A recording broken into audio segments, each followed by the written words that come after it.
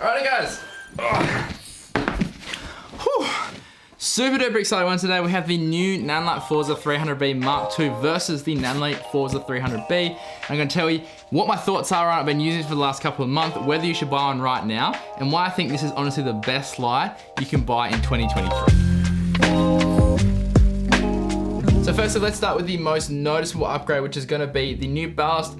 Look how cool this is. It's super duper cute, super duper cool. It's basically like a mini Ballast from the Forza 720B, and we know how good that Ballast was. So straight away, you can see the massive difference between the two. And this was a great Ballast. Like, honestly, the Forza 300B is probably my most used light to date. I've used it on like 80% of my shoots. It's just so good. And now with the Forza 300B Mark II, and being so much smaller, having a bit more power output and a bit more adjustment and whatnot, it just makes it that much better. So the first thing is the power adapter is actually built in now. So we don't actually need to attach this to the light anymore. It's all built into here. The next thing is going to be when you power it via batteries. Obviously that is going to be inside here. And sometimes you can run into issues where if the battery was too big, like a 250, 300 watt hour battery, it wouldn't actually fit inside here, so you couldn't use it. Whereas now, because they're on the outside, you're not limited to the batteries that you can use for this. And this is huge because it's a 300 watt light. Like typically the batteries that would fit in here would be, you know, 99 to 150s, which isn't really, it's good, but it's not enough. Whereas if you put like say 300 watt hour batteries on this, you're gonna get roughly 2 hours at 100% power, which is gonna be so good as a portable light. They've also upgraded the output and the input cables as well. So instead of using a 7-pin aviation cable, they go into an 8-pin. Looks like it's coming from the Evoke 1200. It's so good.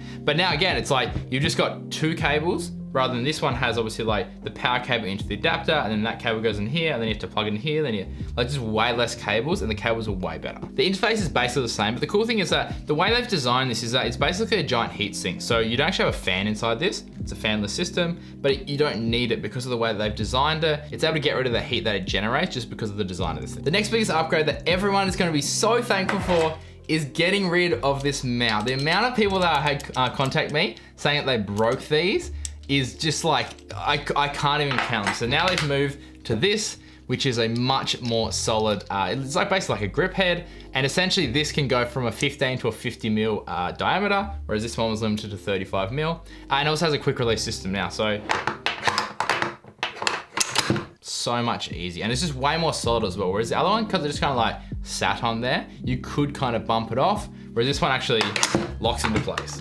So like, it's not gonna come off. Right, now moving to the head, the biggest upgrade and the most needed upgrade was this single-sided unilateral lock system. Like this is so much better. This locked down really good, but it just, the fact that you had to undo both sides to adjust it, which is like a bit of a time waster, and sometimes like you couldn't really reach it and didn't really work, whereas this, so much easier. Plus they've also now given us a curved yoke as well, which gives us a little bit more room to move. However, I wish they changed this. I'm not sure why they didn't, but if we plug in the head lead, we still don't have full adjustment. It's still gonna hit on here, which is something I wish they'd just gotten rid of. They fixed it for the Forza 720B, but yeah, I just wish they had that, because it's just frustrating when you're trying to like obviously flip it up and down. You then have to turn off the fixture, unplug this, move it, and you're just limited to what you can do. And in terms of size, the Forza 300B Mark II head is slightly bigger, and what they've actually done, if we look at the front here, so if we look at the front here, we can actually see the chip is slightly different. So what they've done is they've upgraded this with a light mixing chamber and frosted glass, and it looks like they've taken this design directly from the Forza 60C. And I think the reason they've done that, kind of like on the Forza 60C where you have full color and you have to mix it a bit more, this also has tint adjustment as well. So I guess by adding those red and green chips in, they needed something to obviously like mix up the colors and make sure you get a constant output. And I'd say that's what that is for. Plus also having the frosted glass on there means that the chip's actually protected. Whereas with the old Forza 300B Mark I, the chip is actually exposed. And I have seen people in the past,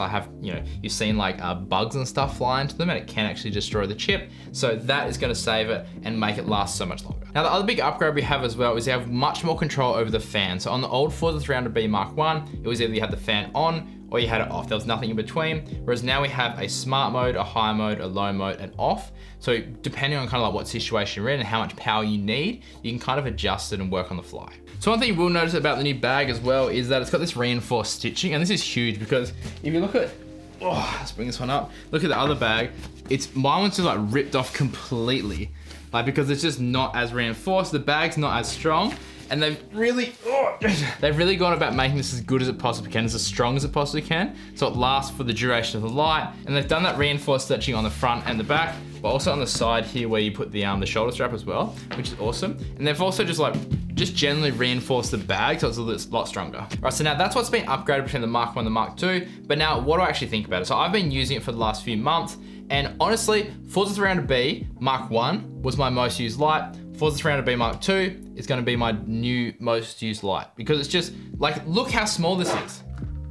That is tiny. You can literally fit 300 watts of power in your hands. Like, just having that by itself is absolutely insane. And the amount of shoots I use the Forza 300B Mark 1 on, where I was, outside and I needed to, light a subject, or I wanted to make it look like sunset or something, and all I had to do was slap a couple of V-locks on the side of this, put it on a stand, and then suddenly you have all this power at your disposal on this portable system, which has just been so good. And even though I have access to the Forza 720B as well, I always tend to go back to the Forza 300B, mainly because when you jump up to the 720B, obviously like some situations you do need more power, but to go from like this small footprint to the 720B, which is a much larger footprint and it's much more harder to work with. And typically the stands you want to be using are much more heavy duty as well. Plus the fact that I only have 40.8 volt V-lock batteries, and using 40.8 volt V-lock batteries on the Forza 720B, you only get 300 watts of output. So it's exactly the same as this.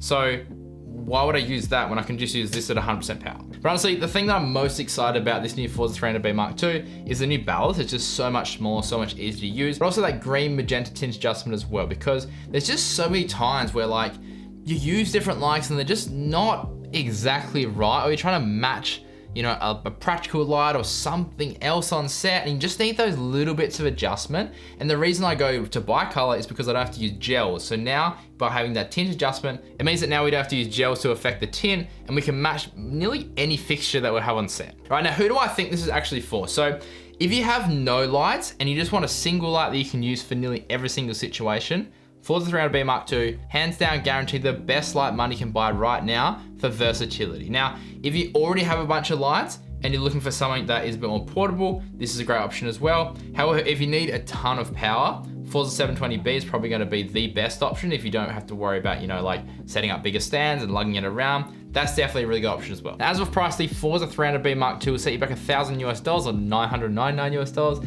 which can seem like a big investment, but again, this is one of those lights that you will use so much. Like if you're a videographer or a filmmaker and you're shooting all the time, you will use this on literally every single shoot. I guarantee it is such a good investment. It's so versatile, using it in so many different ways. That's why I absolutely love it. Anyway guys, I hope you enjoyed this look at the Forza 300B Mark II. If you want to find out any more about it, I'll leave a link down below. Otherwise, yeah, stay creative, just be you. We'll see you very soon.